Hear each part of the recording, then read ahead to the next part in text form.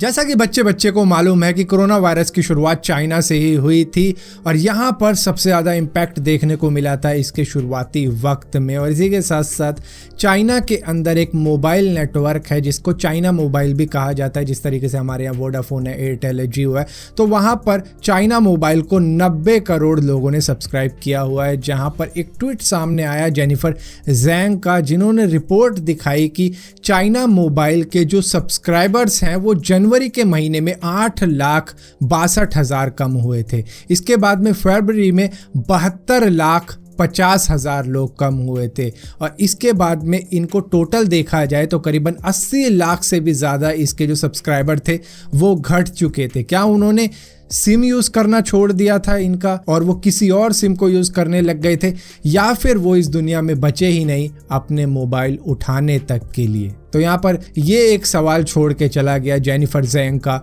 ये ट्वीट, जिसका ज़रूर कोई ना कोई बयान आएगा ही चाइना से। सो फिलहाल के लिए दोस्तों इसी तरीके की अपडेट्स के लिए बने रहो। मेरा नाम है भारत शर्मा, आप देख रहे थे इसको। आशा करता हूँ आज का दिन आपको बहुत अच्छा बीत रहा होगा।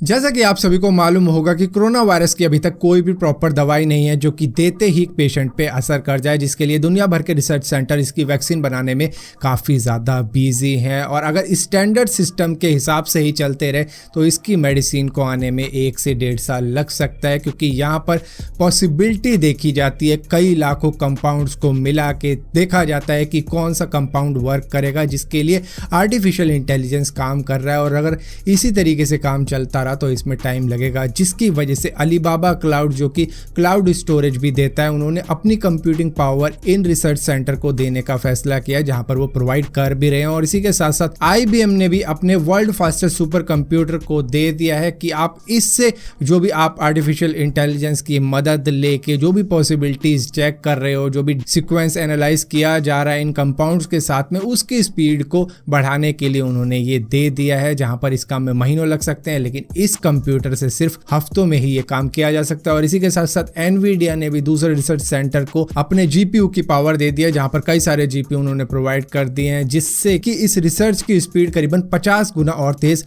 हो सकती है। दुनिया भर में फेस मास्क की शॉर्टेज है। यहाँ पर अलीबाबा ने, माइक्रोसॉफ्ट ने, एप्पल ने, फेसबुक ने 10-10 लाख मास्क एक एक कंपनी ने डोनेट किए यूरोपियन हॉस्पिटल में, क्योंकि वहां पर सबसे ज्यादा शॉर्टेज चल रही है। वैसे तो दुनिया भर में शॉर्टेज चल रही है फेस मास्क की, लेकिन यहाँ पर सबसे ज़्यादा ज़रूरत है, क्योंकि सबसे ज़्यादा इम्पैक्ट इसी कॉन्टिनेंट पर पड़ा है, जहाँ पर पूरा का पूरा देश लॉकडाउन किया जा चुका है। और यहाँ पर अब अमेज़ॉन ने भी अब कुछ कदम उठाए हैं, क्योंकि ऑर्डर काफ़ी ज़्यादा आ रहे हैं उनके पास में और उनको किसी तरीके से पहुँचाना भी है। तो इसकी वजह से उन्होंने सारे नॉन एसेंशियल ऑर्डर को भिजवाने से मना कर दिया है। सिर्फ वो एसेंशियल ऑर्डर ही भिजवाए जाएंगे जो कि ज़रूरत के सामान है, जैसे कि आपकी ग्रोसरी के हो गए, खाने पीने के, हेल्थ प्रोडक्ट हो गए, पर्सनल केयर हो गया, पेट सप्लाईज होगी जो कि कुत्ते बिल्लियों के खाने के प्रोडक्ट्स होते हैं। तो सिर्फ वो इन्हीं को लोगों के घरों में भिजवाएगा, क्योंकि ऑर्डर बहुत ज़्यादा आ चुके हैं और उनको फुलफिल करने के लिए अब ऐसे कदम उठाए गए हैं। हालांकि ऐसा नहीं है कि नॉन एसेंशियल ऑर्डर वो नहीं भिजवाएगा, लेकिन उनके डिलीवरी बॉय नहीं भेजेंगे, उनको थर्ड पार्टी द्वारा ही भिजवाया जाएगा अगर कोई राजी होता है तो। और यहीं पर अमेज़ॉन का स्मार्ट स्पीकर जो कि एलेक्सा के नाम से जाना जाता है, और इसी के साथ साथ एप्पल की वॉइस असिस्टेंट जिसको शीरी के नाम से जाना जाता है, अब आप अगर कोरोना वायरस के बारे में इनसे कोई भी इंफॉर्मेशन मांगोगे तो ये सिर्फ आपको ऑफिशियल सोर्सेज से ही उसकी इंफॉर्मेशन आपको प्रोवाइड करेंगी, ताकि कोई भी मिस इंफॉर्मेशन किसी तक ना पहुंचे। और यहीं पर अगर मिस इंफॉर्मेशन की बात हो रही है तो मैं आपको बता देता हूं कि मेरी एक आपने वीडियो देखी होगी जहां पे मैंने आपको बताया था कि 12 घंटों के बाद में ये ऑटोमेटिकली सेल्फ सैनिटाइज हो जाती है, जो जगह होती है जहां पर इन्फेक्टेड पर्सन ने हाथ लगाया होता है, जो कि अनऑफिशियल सोर्सेज से भी बताया जा रहा था कि सेल्फ सैनिटाइज हो जाएगी ये जगह अगर 1 दिन का जनता कर्फ्यू रहेगा। तो यहां पर इसी बात को मैंने आप तक पहुंचाया था, लेकिन according to national institute of health center and disease control and prevention और इसी के साथ साथ UCLA एंड प्रिंसियन यूनिवर्सिटी और यहीं पर new England journal of medicine की रिसर्च में ये पाया गया है कि एयर में ये वायरस करीबन 3 घंटे तक रह सकता है, कॉपर पर ये करीबन 4 घंटे तक रह सकता है और इसी के साथ साथ कार्डबोर्ड पर 1 दिन तक रह सकता है,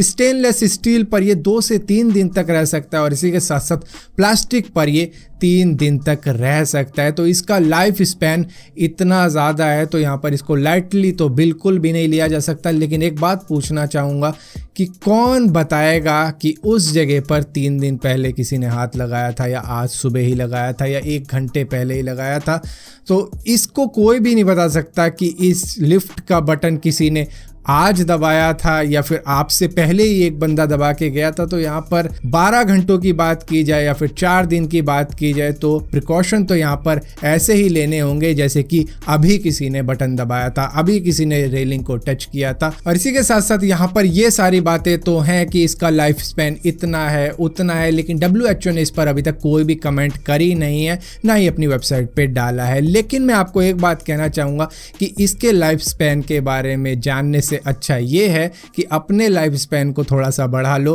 घर पर रह के, क्योंकि बाहर जाओगे तो अब इस रिसर्च में तो लगोगे नहीं कि इस जगह को इसने छुआ है, किसी ने नहीं छुआ,